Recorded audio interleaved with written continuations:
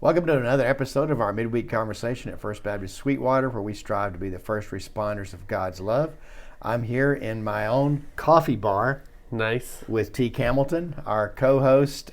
We're glad that you guys have joined us this week for our conversation. Look forward to our visit together today, Teak. Me too now. On Sunday, you gave a bit of an intro, Right. illustration, I guess, talking about using coffee as an example.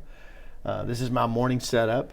Nice. I like it. My kettle for our hot water. Mm-hmm. 208 degrees is what I set it at. Ideal temperature for brewing coffee is around 190 to 210. Okay. So by the time I get in there and get it poured, it's about 190. Okay. This is my French press that I use, and then just let it sit there for 4 minutes. Then here's the plunger part. You just kind of squeeze it down, and 2 very large mugs of coffee. So I'll bring my AeroPress next week. Yeah, I didn't know you had an AeroPress. Yes, I do. I'm impressed by that. I feel like you did know. Maybe I keep forgetting. It was a long time ago. For some reason, that's one of those things that I'd never purchased. I don't have a lot of coffee gear, I think, because of my... You have the important gear. You have a roaster. Right. And yes, and a desire to have good coffee. Right. And so I think a lot of times I get more credit in terms of my experience or knowledge maybe of coffee than deserved. Do you realize your mug's almost as big as your kettle? It's not. That's a big mug. I love it. I'm proud of that mug. It's a new addition.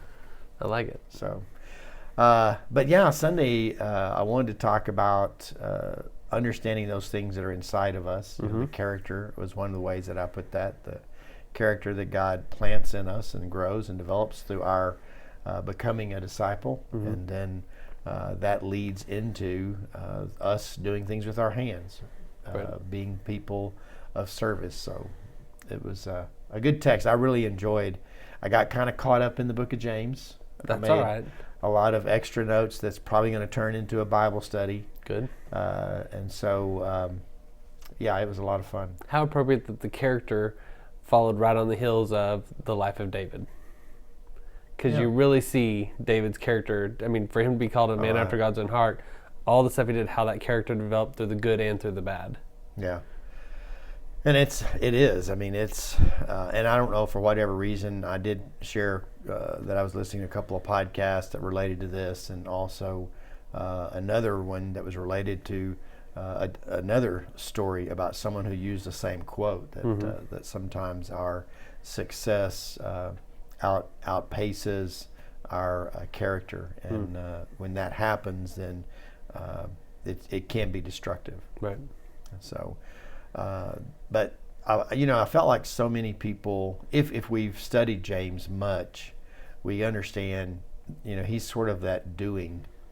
It comes from that doing mentality that we. Right. It's not just hearing the word. We want to be able to do the word, take action on the word that's planted in us, and so I tried to work through that in a way where we kind of had that understanding, but let's back up mm-hmm. and consider, who we are.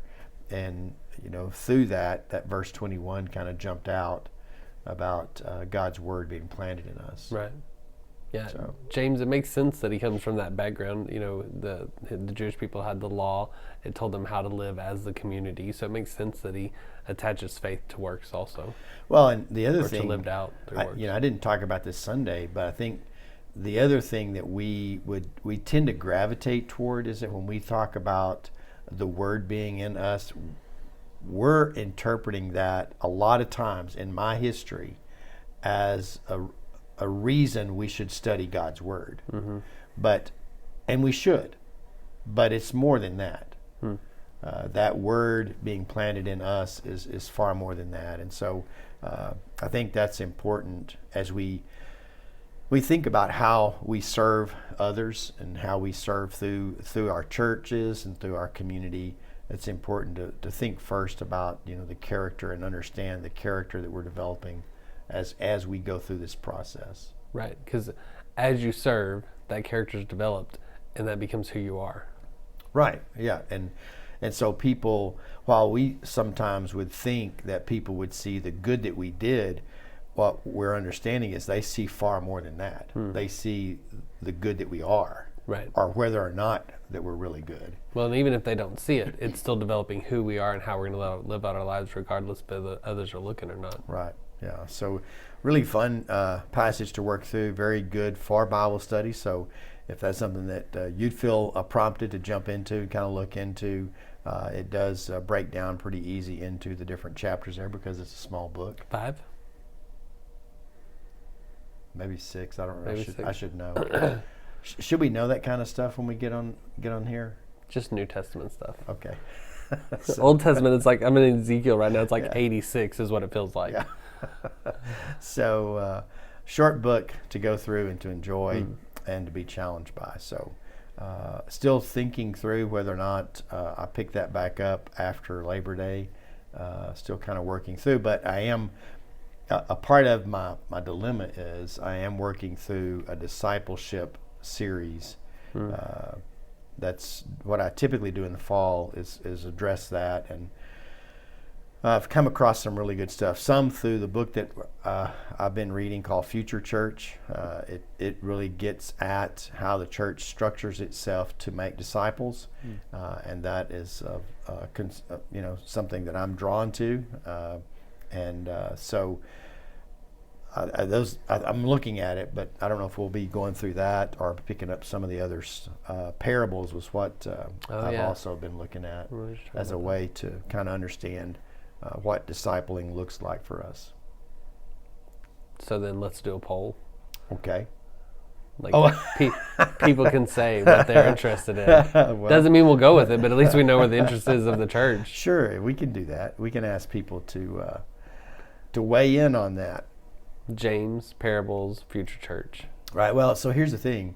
We're going to be talking about future church because I'm going to be leading our church this fall through a phase of vision discovery.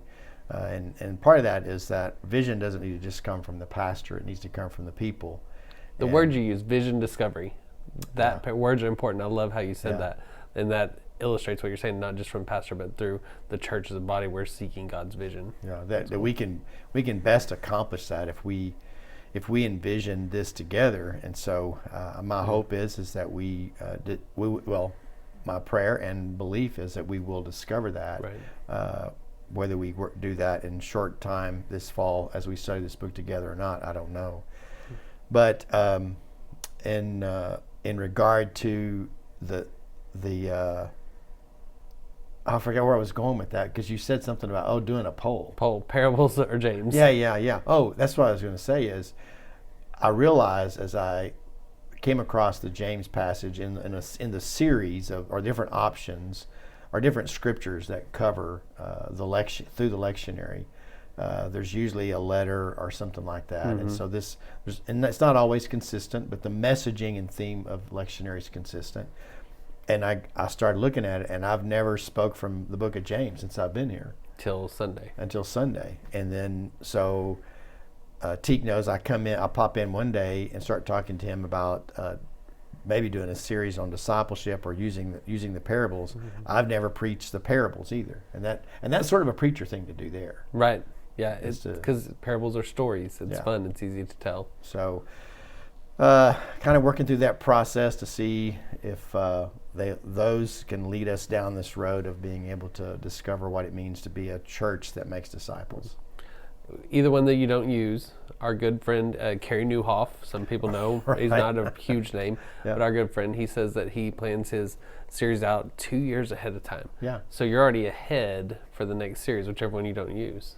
Oh yeah, there's always material. Kerry would be proud. Yeah, I don't know that he'd be proud, but anyways.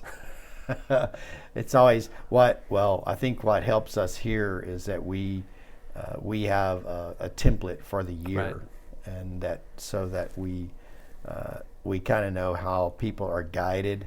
Rhythm is very, very much a part of what I consider, and so that's what helps us to kind of lean into some of these different ideas and themes, and then we always filter that through lectionary first, because more often, just like this last series of 3, that the text fit very nicely with what we were trying to say. It's cool when a plan comes together. I love it when a plan comes together. Yeah. I see what you did there. Thanks. That's really good. Well, we have had a good week serving snow cones, or not serving snow cones, but providing snow cones. Yeah, and getting to eat a snow cone. Did So- you eat one? No. I did. It was called Mustang Madness, half cherry, half vanilla. Ooh, that. So good. But here's how bad I am about snow cones. Like I don't go get snow cones a lot. It's not something that I'm like, ooh, I want to crave it. But when I hit it, I'm like, ooh. And I'm always there's this huge menu board full of possibilities. And I pick wrong all the time. Like I'm horrible about cheating. I'm like, ooh, that sounds good. And I shouldn't do it. I should just go plain. Well, Katie, the girl who runs the snow cone stand, she said, you should try Mustang Madness. And I'm like, what's that? Cherry and vanilla. All right, I'll try it. And it's become my favorite. It's my go-to. But last night after the game, it'd been a long game, I went up and I said, I want a snow cone. And, well, what do you want? And I was like, Katie, what is it that I eat? And Katie goes, Mustang Madness. I was like, okay, that's what I want, Mustang Madness. I'd forgotten what my favorite kind was, but it was so good. Well, it does sound like a good combination, though. I like that. I like it a lot. It's good. Yeah, I ate the whole thing. I don't know why snow cones have never really been a big thing for me. I do like junk food and sweets, but and slushes. I like slushes. But two things: hot dogs that we've had, and now snow cones. They go with softball. I mean, we've hit home runs each week. I'm not sure. I think that's guilty by association. True. I was hoping to be able to say, bring that ball back for a free snow cone. Well, we almost had to a couple times. But Lynn Squires, shout out, he was out getting the balls that were home runs for us, so that was good. That We just should took give me him back free to snow my cones. childhood there. Lynn Squires, or bring it back for a home. No, bring that foul ball back for a free snow cone. That was good. Anyways, we may have to say that next week anyway. We had walk-up music for our It was hitters. epic. It was pretty fun. I loved it. Well, Lisa did good. I realized Sunday I've got to do a better job of talking about the softball thing, because I'm afraid people think that we're just going to watch our team play softball, and it's far more than that. Oh no, it's a whole experience. It is an experience. It's a lot of fun. 1 hour time limit on softball, so you're kind of out there and home pretty quick. There is nothing on Netflix, nothing on TV that's any better than going out there and enjoying that full family atmosphere. This is so true. And next week we'll be we'll be on Labor Day night, so I'm not sure what we'll be doing, but we'll have fun out there. Yeah, it'll be great. Anyways, next Sunday we come up on it'll be the weekend of Labor Day, and strangely enough, that's normally a pretty good Sunday for us. Our folks tend to stick around home, maybe go to local lakes. I don't know what people do, but attendance is usually pretty decent for us, and so we'll kind of wrap up the series of Worship, Grow, Serve, and set up what will be our next series on talking about vision and this book called Future Church through the Gospel of Luke. And so I'm looking forward to that, and I think it'll be a good Sunday as we gather together. Good. You got anything else, Teak? Nothing. All right. This Wednesday is Launch Wednesday. By the time this drops, it'll be Launch Wednesday. It will be in the past. No, it'll be that here. evening. Yeah, It'll be here, 6 so. o'clock, Fellowship Hall. We've got the Lot big of grill fun. cook team coming out. Lots of food. All right. We're excited about that and looking forward to Wednesday nights and Sundays. Thanks for joining us this week. We look forward to being a part of your week, and thanks for letting us in. See you then.